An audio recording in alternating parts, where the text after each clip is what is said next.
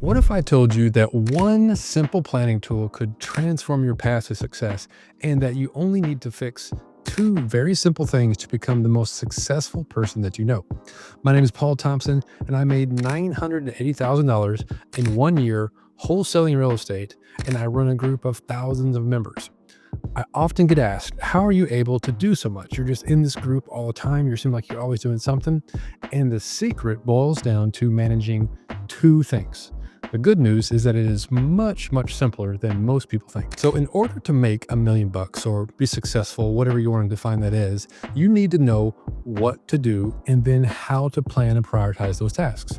Otherwise, you'll spend years wasting your time and energy on the wrong stuff. Today, I'm sharing the simple planning process that I use to build a successful business that is now doing 7 figures per year. I just wasn't sure what I wanted to do, so I let somebody else dictate the terms to me. You're going to pay me? Sure, I'll come to work. In order to become really successful at something that you consider to be worthwhile, you must be incredibly clear on what it is that's important to you. What is it that you want? Not what society wants, not what your parents want, not what your friends want.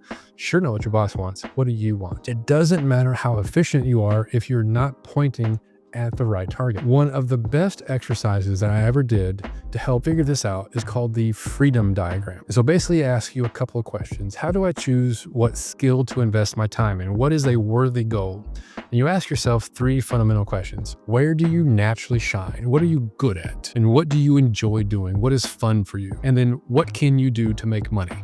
So the overlapping Venn diagram intersection of those three things becomes your target. And I got this exercise from a blogger named Nick. I feel like we're buddies. I've never met him before, but shout out to Nick. It was life-changing exercise just running through these simple questions. Thanks so much, bro. The questions help you answer the question to find that intersection of where you naturally have talent and what you find fun to do and where there is demand and that you can make money doing it. That's the whole part. Like, we want to be profitable, right? This will help you find out what it is that you enjoy doing. For me, I enjoyed math and science. I like building things, like to tinker with things, and people pay engineers well. So I thought, score, I've got my idea here. So I became an engineer naturally because I wanted to make some money. Then I realized that the game is basically rigged. It took me way too long to figure that out, but I did, and that my upside is very limited. So I wanted to start my own business. If I worked for a company, I could only get paid so much. When I work for myself, the limit of how much I get paid is just basically how creative I can be. And I like spreadsheets. I like running numbers. I like evaluating real estate deals. And that came very naturally to me. So real estate is a very high demand business that has a lot of profit opportunities, and it offers a ton of creativity on how you can structure and run businesses. And so I turned that into sort of like becoming a transaction engineer. And for you, it might be something entirely different, and that is totally fine. You do you. The good news is that real estate offers a ton of creative outlets and business models. So if you're lacking some sort of business idea, real estate's a really good option because it's a very simple business and it's very intuitive for most people to figure out pretty quickly. And the key here is to pick one that you're going to become really good at. Pick one thing and you're going to just become the category king. You're going to dominate whatever it is you get into. Once you do this exercise and explore some of these options, you can select the business that you want to be in. So now you want to figure out how to prioritize your task. You've selected this worthy goal, this North Star to point all your efforts towards. So now you want to break it down into the basic smaller steps to see what needs to be accomplished. What do you got to do to get the thing you want? And I talk a lot about business and real estate on this channel. So I'm going to pick a goal of wanting to own a storage facility in my area of Arkansas, just a fictitious example as a way to go through this exercise. And this is where I like to brain dump all the questions and tasks that I think are required to get something done.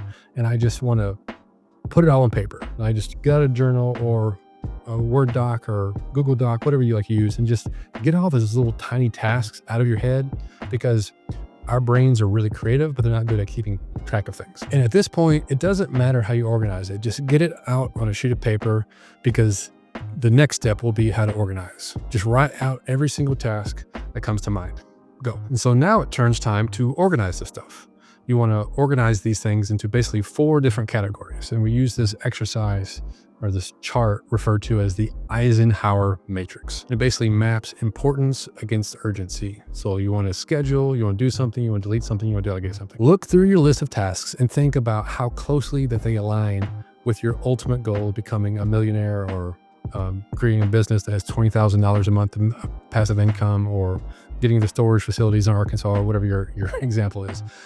Your goal, you decide. When you look at these, if you find one that is not important and not urgent, then you want to delete those. Those are not tasks that are worthy of done. They're just distractions from what really matters. So a good example of this would be like scrolling through Instagram or something, right? Like, it's not important, it's not urgent. Why you get yourself doing it, right? You're being drawn into the wrong direction. Okay, next, if their task is highly urgent but not important, then you want to delegate that. So these are tasks that need to get done, but you don't need to do them right now, or you need to be the one doing them. And a good example of this is the phone ringing. So when your phone goes off, it feels urgent, right?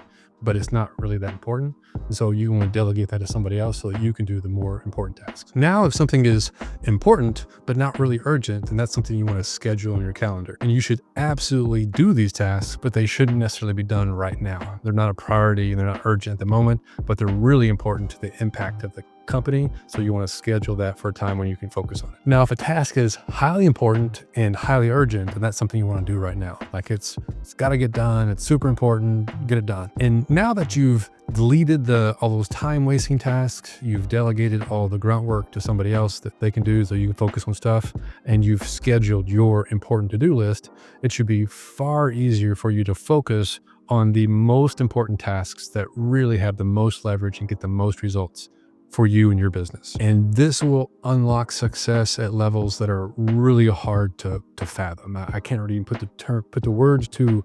This is the key. When you control your time and your focus on these ultra important, super high leverage tasks, that's where the unlock is. That's where the winning starts. For an example, in the real estate world, that's picking up the phone and calling people and looking for opportunities and relationships. It's underwriting deals and writing offers and then negotiating those deals. That's where you want to actually get the big results. So if you're having trouble placing your tasks within this matrix, then here's a second one that you can look at that will help you think about it a little bit differently. It might be a little more intuitive. And this is what you might call the impact or effort matrix. So when you look at each task, ask yourself, how much effort will this take? And then second, what impact will it have on the business? So if something is low effort with low impact on your business, that might be something worth knocking out when you have some downtime, or you could delegate to somebody else, something you might do at the end of the day when you're low energy. And it could also be something you automate if at all possible. That's even better. If something is really high effort, but it's low impact, it might be a time sink that deserves to be delegated completely. Like, why would you spend a bunch of time doing something that's really hard but has low outcome? And when you realize that, you'll say, that's so obvious. Like, why am I doing this? Let somebody else do it. Now then, when something is low effort but really high impact, then this is an opportunity for a really quick win. And this is something you want to slap in that do category right away and probably take care of it ASAP so that you can build some major momentum. Now, when something is high effort and high impact, this is usually the big projects that require some scheduling. And this is where a lot of the tasks in any sort of business end up falling to. And those are the things you want to schedule in the future, because it's so easy to put them off because there's so much work, but they have such a big impact on your business that they're really worth doing. And now we want to focus on executing. We want to get some stuff done. Now that you've got your priorities lined up, they're straightened out, it's time to actually do the work. When it comes to structuring your day, there are really kind of two ways to approach and how you might consider structuring your day. Approach number one is the eat the frog method. And this is where you start your day by immediately taking care of the biggest tasks in front of you before you have time to overthink it. It's kind of eating a frog. I have to eat a frog, so I might as well just eat it and get it out of the way. By doing this, you're immediately checking off the most daunting task of the day, and everything else from there seems easier. And this works especially well if you're someone who has a lot of energy when you first wake up. You get up, you just refresh, you're like, I want to tackle the day. That is not me. Approach number two is more my style, and is the snowball method. And this is where you start your day with a smaller and easier task that kind of makes you feel good and that you've accomplished something. You kind of get your momentum going, and it gives you the energy and motivation required to then take on that bigger task that needs to be done a little bit later in the day. There isn't a right or wrong approach here. Just pick the one that works best for you. I find that when I wake up, I'm not operating at full capacity yet. It takes me an hour or two to get going. So what I do is I knock out a couple of easy tasks to kind of get my momentum going, and then I jump into the eat the frog task. So I kind of do the two things together. And I cannot overstate how important it is to time block these activities ahead of time in your schedule so that you know when you're going to do these things. And I have members of my community that I have them go through this exercise where they set their schedule. It's a whole module that we have. And they design their ideal week, and they block out specific times to get their big bets done, the important things that need to be done, but they're not urgent. They're so easy to slip by, so you better put them on your calendar so that you get them done. And for us, it's typically making phone calls and making offers. Now, where I'm running a YouTube channel, basically it's the YouTube stuff. Like, it's writing scripts and recording videos is exhausting. It takes a lot of time, but it's not pressing. Nothing's going to fall apart if I don't record a YouTube video, but they can help me find more clients. They can help me grow awareness of my community. So if you're getting started in the real estate business, you want to find deals, and doing so is basically you need to call brokers, you need to find potential sellers, and you need to take the time to underwrite and submit offers. These are the things you should be scheduling on your calendar because they are high impact, but they also are a little bit of work. Okay, now that we have a good thing going, you want to maintain momentum. And the best way to do this is to track everything, because you want to know what works. And there's basically 3 ways to go about doing this, the 3 benefits. And one of them is that it allows you to fine tune your process. When you manage what you measure, and when you see your numbers, you can tweak and tune your activities to see what actually moves the needle. And so it's worth scheduling time on your calendar to reflect on these things and see what you can improve. So that's what I do once a week is I look at my numbers, and I spend some time just on analyzing, going through my activities, what is going to move the needle and what worked last week, what can I work on this week. And the second benefit here is that it allows you to see the progress that you're making even when you don't feel like you're actually making progress. So growing a business requires a lot of delayed gratification. So being able to track each little win as you see the incremental improvement over time, it does wonders for your motivation. It helps you get up in the morning and say, okay, I'm going to at least get this win out today. And the third benefit here is tracking your wins means that you're able to celebrate these wins. So when you see them, you say, yes, you can recognize that the accomplishments that you've made, and you can reward yourself for them. Plus, if you have a team, you can reward them. And so everybody's kind of feels good together. And so we start every one of our meetings with our daily wins. In our community, we use a tool called a success tracker. And this one is tailored to our business of finding real estate deals. But whatever you're doing, you'd want to track the leading metrics, right? The inputs it takes to get the results. What can you put in to then get the outputs out? You want to focus on those inputs because that's what you can control. So for example, a door-to-door salesman would know how many doors that was knocked on. How many times did you pitch your product to somebody? And then if you find that it takes, say, 100 doors to be knocked on to then sell your solar panels that you're making an average of $20,000 sale, and you know that you get a 10% commission on that 20,000, then you're making a $2,000 commission check. And so now you can gamify it, and you can know that basically on average, every door that I knock on, I get paid $2.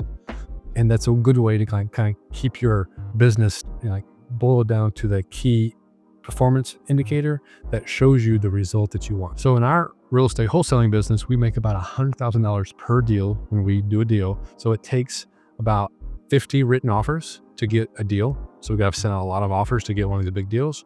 And so we know that on average, every written offer that we write, we're making $2,000. And so it's just kind of a fun way to look at the business. And so that when you're sitting down and you're like, oh, I got to do another offer. Oh, they're so tedious. You're like, oh, by doing so, I'm setting myself up to make $100,000, and I got to do 50 of these. So this one's making me about $2,000. Let's get to it. And that right there is the shockingly simple process that I use to become successful. And it's the same process that anybody successful has also done. The crux here lies in the focus and the discipline of doing the simple stuff, doing the simple things towards the outcome that you want. That's what it boils down to.